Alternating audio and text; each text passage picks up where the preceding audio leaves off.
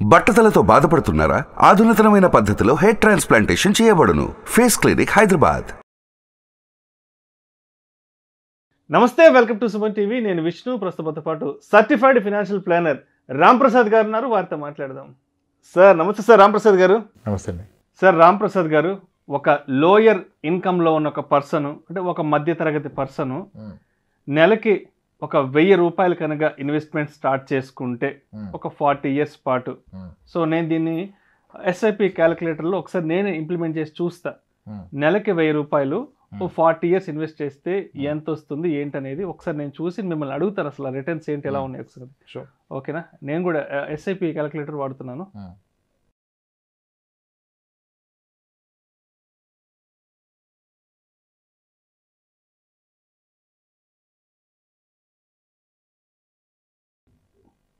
Sir, ఒక lower income గ్రూప్లో ఉన్న ఒక పర్సన్, ఒక బాబు పుట్టినప్పుడు లేదంటే ఒక పాప పుట్టినప్పుడు, ఆ పాప పేరు మీదో లేదంటే ఆ బాబు పేరు మీదో నెలకు ఒక 1000 రూపాయలు ఇన్వెస్ట్ చేస్తూ పోతే, ఆ పిల్లవాడికి ఒక 25 సంవత్సరాలు వయసు వచ్చాక అతనికి ఉద్యోగం వస్తుంది. అతను ఆ ఉద్యోగంలో సెటిల్ అవుతాడు. సో 25 సంవత్సరాల వరకు ఆ 1000 రూపాయలు అనేది ఆ తండ్రి ఇన్వెస్ట్ చేశాడు. ఇప్పుడు అతనికి ఉద్యోగం వచ్చింది కాబట్టి నెక్స్ట్ 15 years పాటు ఆ పిల్లవాడు నెలకి 1000 రూపాయలతో ఆ ఇన్వెస్ట్మెంట్ని కంటిన్యూ చేస్తాడు. సో ఆ పిల్లవాడికి ఒక 40 years వయసు వచ్చేటప్పటికే, సో అతను నెలకి 1000 రూపాయల చొప్పున 40 years ఇన్వెస్ట్ చేశాడు. అండ్ 15% CAGR చొప్పున 40 సంవత్సరాలు ఇన్వెస్ట్ చేస్తే అతను ఇన్వెస్ట్ చేసిన మొత్తం కలిపి 4,80,000 రూపాయలు అతని 40 years జర్నీలో నెలకి 1000 రూపాయల చొప్పున ఇన్వెస్ట్ చేశాడు. సో ఎస్టిమేటెడ్ రిటర్న్స్ దాని మీద వచ్చింది 3,09,23,775 రూపాయలు. సో మొత్తం టోటల్ వాల్యూ వచ్చేసి 3,14,03,755 రూపాయలు. అంటే నెలకి 1000 రూపాయలు ఇన్వెస్ట్మెంట్ స్టార్ట్ చేస్తే 40 సంవత్సరాల తర్వాత 3,14,03,755 రూపాయలు మొత్తం ఓవరాల్ రిటర్న్స్ కదా. సో 1000 రూపాయలతో ఒక ఇన్వెస్ట్మెంట్ స్టార్ట్ చేస్తే ఇంత మంచి రిటర్న్స్ వస్తున్నప్పుడు, అంటే మీరు ఎందుకు ఎప్పుడు మిడిల్ ఇన్కమ్ గ్రూప్లో ఉన్న వాళ్ళకి ఇటువంటి రిటర్న్స్ గురించి ఎప్పుడు చెప్పరు? ఎంతసేపటికి హై నెట్ వర్త్ పీపుల్కి సంబంధించి నెలకు ఒక 4 లక్షలు, నెలకు ఒక 10 లక్షలు శాలరీస్ వచ్చే వాళ్ళని కాన్సన్ట్రేట్ చేస్తుంటారు. కానీ అంటే ఒక 1000 రూపాయలతో ఇన్వెస్ట్మెంట్ ప్లాన్ చేస్తే వాళ్ళకి ఎంత పెద్ద బెనిఫిట్ ఉన్నప్పుడు మరి ఎందుకు ఇటువంటి వాళ్ళకి మీరు, అంటే ఇక్కడ మనకి ఎస్ఐపి క్యాలిక్యులేటర్ వేసాం, ఇదేదో నోట్ లెక్క లేదు, ఏదో సరదాగా మనం చెప్పిన లెక్క కాదు. కాబట్టి డెఫినెట్గా ఈ వీడియో చూసినప్పుడు ఎవరైనా ఇన్స్పైర్ అయ్యి అతను ఒక 1000 రూపాయలతో ఇన్వెస్ట్మెంట్ స్టార్ట్ చేస్తే అతనికి కూడా కోట్లు వచ్చే అవకాశం ఉంది కదా.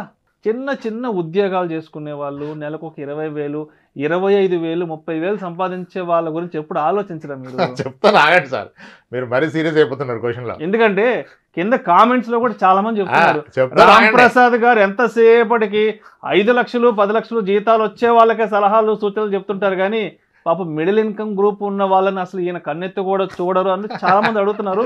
ఇవాళ నేను కూడా ప్రేక్షకుల వైపు నుంచి అడుగుతున్నాను సార్. సరే సార్, 5, 6 ఎవరికి రావు కండి. ఒక నిమిషం. ఇప్పుడు మీరు అడిగిన ప్రశ్న, మీరు వేసిన క్యాలిక్యులేషన్ చాలా గొప్పగా ఉంటుంది. ఏంటి, 1000 రూపాయలు పెడితే 3 కోట్లు, ఎంత బాగుంది తమ్ముళ్ళకి. మీరు ఏమన్నారు, 1000 రూపాయలు నెలకి కడితే 40 ఏళ్ళు కడితే, తండ్రి కడితే ఎవడ కడితే ఏముంది, 1000 రూపాయలు 40 ఏళ్ళు కడితే 3 కోట్లు అవుద్ది. సో అదొక 60 ఏళ్ళు కడితే ఏమవుద్ది, అక్కడ నుంచి ప్రతి 5 ఏళ్ళకి రెట్టింపు అవుద్ది. 40 ఏళ్ళకి 3 కోట్లు ఉంటే 45కి 6, 50కి 12, 55కి 25, 60కి 50 కోట్లు అయిపోయింది కదా. ఎంత బాగుంది. 50 కోట్ల లెక్క చాలా సులువు. ఏంది, 1000 రూపాయలతో 60 సంవత్సరాల పాటు చేస్తే బాగుంటుంది కదా. చెప్పుకోండి, చెప్తే వీడియోలు చేస్తారు చాలా మంది. పుట్టగానే 1000 రూపాయలు కనుక నెలకి పెడితే 60 ఏళ్ళు పెట్టాక 50 కోట్లు పక్కనే. ప్రాబ్లం ఏంటి ఇక్కడ, పాయింట్ క్యాచ్ ఏంటంటే 60 ఏళ్ళ తర్వాత 50 కోట్లకు ఉండే విలువంత. This is called time value of money. People are getting misleaded. Thumbnails నచ్చుతాయి, ఇన్వెస్ట్మెంట్ నచ్చుతుంది, కల్లో బ్రతుకుతారు. ఎందుకంటే టైం వాల్యూ ఆఫ్ మనీ అనే కాన్సెప్ట్ తెలదు. టైం వాల్యూ ఆఫ్ మనీ అంటే మనీ విలువ టైంతో పాటుగా మారుతుంది. మనీ వాల్యూ చూడట్లా, మీరు మనీ వాల్యూమ్ చూస్తున్నారు. Thinking of 3 crores today is big money. ఇవాళ 3 కోట్లు అంటే అద్భుతం. చాలా పెద్ద బ్యాంక్ లో ఎఫ్డి చేస్తే 1,00,000 వస్తుంది, నెలకు బ్రతికేసి ఒకటి జీవితకాలం. కాలు మీద కాలు వేసుకుని జీవితాంతం లాగించేసి 40 ఏళ్ళ తర్వాత ఏమొస్తుంది, అది మిస్ అవుతున్నారు. That's a big trap, biggest trap. డబ్బు విలువ సమయంతో పాటు మారుతుంది, ఇండియాలో అయితే సమయంతో పాటు తగ్గుతుంది. ఆ విషయం తెలినప్పుడు కోట్లు చాలా బాగా గొప్పగా అనిపిస్తాయి. నా ఉద్దేశం ఏంటంటే లోయరు హైయర్ ఇన్కమ్ ఏం లేదు ఇక్కడ. ఎవడి అవసరాన్ని వాడు వచ్చేవాళ్ళు అంతే. ఎన్ని కోట్లు అని కాదు, నీకు ఎంత కావాలో అది ఉంటే చాలు. అంతకంటే ఎక్కువ ఏం చేస్తావు, తగలెడతాడు, ఎవరితో తగలెడతాడు అని. ఫస్ట్ నీ అవసరాలు తీర్చుకో. ద మోర్ వరీ ఎప్పుడు వస్తుందంటే people are more worried about future. భవిష్యత్తు గురించి వీడు బ్యాంగెట్టేసుకొని భవిష్యత్తు ఉంటుంది, వీడు భవిష్యత్తులో వీడు పోతాడు ఈ గ్యాప్లో. అసలు ముందు you do financial planning, you do investment, you do what ever to enjoy today not future. ఈరోజు హ్యాపీగా బ్రతకడానికి ఏం కావాలో వచ్చి, ఈరోజు ధైర్యంగా బ్రతకడానికి ఏం కావాలో వచ్చి. 40 ఏళ్ళ తర్వాత 3 కోట్లు వస్తాయి, 40 ఏళ్ళు తినకుండా దాస్తుంటే తప్పదు. అర్థమైంది కదా. Time value of money is a concept. మీ ప్రతి wrong investment is happening because you don't know the time value of money.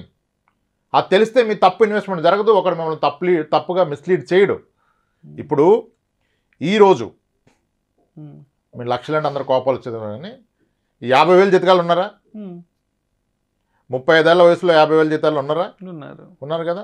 50,000 గొప్ప అమౌంట్ ఈరోజు. అంటే పెద్ద ఓకే, ఏదో అలా లాగేచ్చు.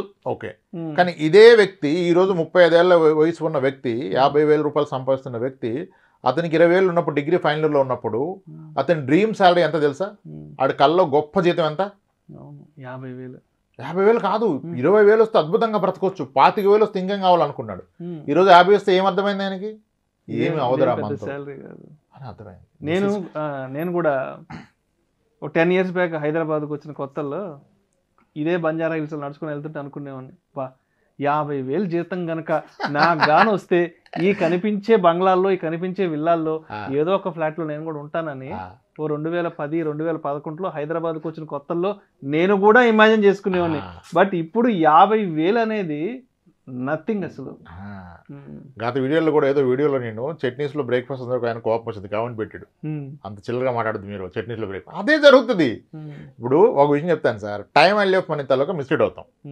ఇప్పుడు 1985, 86లో ఉద్యోగం వచ్చిన వ్యక్తికి, సగటు వ్యక్తికి, ఫస్ట్ అది కూడా కాదు ఇంకో క్వశ్చన్ అడుగుతాం, ఒక 86, 88వ సంవత్సరం 1986, 88 సంవత్సరంలో ఒక మిడిల్ క్లాస్ ఫ్యామిలీ మంత్లీ ఖర్చు ఎంత ఉంటుంది అనుకుంటున్నారు మీరు? ఒక సాధారణ family, middle class family town, ఒక మండల్ హెడ్ క్వార్టర్లో, ఆ రోజు మండల్ హెడ్ క్వార్టర్స్ ఉంటే ఒక నెలవారీ ఖర్చు ఎంత అయ్యేదండి? 85, 86, 80 టైంలో ఒక గెస్ కొట్టండి మీరు. ఒక 1000 రూపాయలు ఉండేదా? ప్రసక్తి లేదు 1000 రూపాయలు ఉండడానికి. ఎవరికి జీతం 1000 రూపాయలు? ఆ రోజు జీతం కూడా 1000 రూపాయలు లేదు. ఎవరికి ఉంది అడగండి. ఇప్పుడు అందరు ఇదే చెప్తారు, మీరు 1000 అన్నారుగా, చాలా మంది 2-3 వేలే అంటారు. ఎలా కడతావు 2-3 వేలు? నీ జీతం ఎంత? నీ ఫస్ట్ శాలరీ ఎంత అంటే చెప్తారు ఆర్టీసీ వాళ్ళు 220 రూపాయలు, 180 రూపాయలు.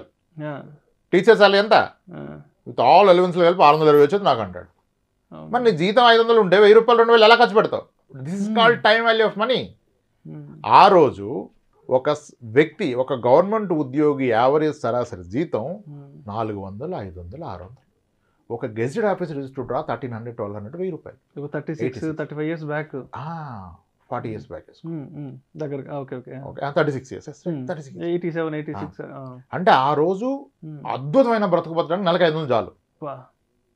40 ఏళ్ళ కాలం, 36 ఏళ్ళ కాలం గడిచింది. ఇప్పుడు ఆ వ్యక్తి రిటైర్ అయ్యారు. ఈరోజు అతని పెన్షనర్ అయితే ఒక 30,000 ఉంది. అంత గొప్పగా బ్రతకగలరా? ఆ రోజులు 500 లైఫ్ ఈరోజు బ్రతకాలంటే ఎంత మనీ కావాలి నీకు? 50,000 కావాలి. That is called time value of money. నువ్వు ఇప్పుడు 40 ఏళ్ళు వెనక్కి వెళ్తే నీకు 500 గొప్పదనిపించింది. నువ్వు 40 ఏళ్ళ తర్వాత 3 కోట్లు గొప్పగా ఉంచుకుంటున్నావు. ఇప్పుడు 1,00,000 అంటే లక్షాధికారి అన్నారా 80లో? అప్పట్లో లక్షాధికారి, తర్వాత కోటీశ్వరుడు. 90s వచ్చేటప్పుడు కోటీశ్వరుడు. What is 1 crore today? What is 1 crore today? Not even 1 crore. అసలు మరి ఇంకా మీరు 40 ఏళ్ళ తర్వాత 4 కోట్లు ఏం మాడతారు అసలు? 86లో 1,00,000 అన్నారు. ఎందుకన్నారంటే ఆ రోజు 1,00,000 ఉంటే, నీ దగ్గర 1,00,000 ఆ రోజు ఉంటే బ్యాంక్ వాడు 15% రేట్ ఆఫ్ ఇంట్రెస్ట్ ఇచ్చాడు per year. 15% per year is what? 18%, దానికి 15 కూడా కాదు, 18% పర్ ఇయర్ అంటే 1,00,000 రూపాయలు బ్యాంకులో వేస్తే నెలకి 1,500 వచ్చేది. నీకు బ్రతకడానికి 500 చాలు, 1500 అంటే అద్భుతం కదా. ఇంకా జీవితానికి ఇంకేం కావాలా? మరి ఆ రోజు లక్ష, ఈ రోజు లక్ష ఒకటేనా?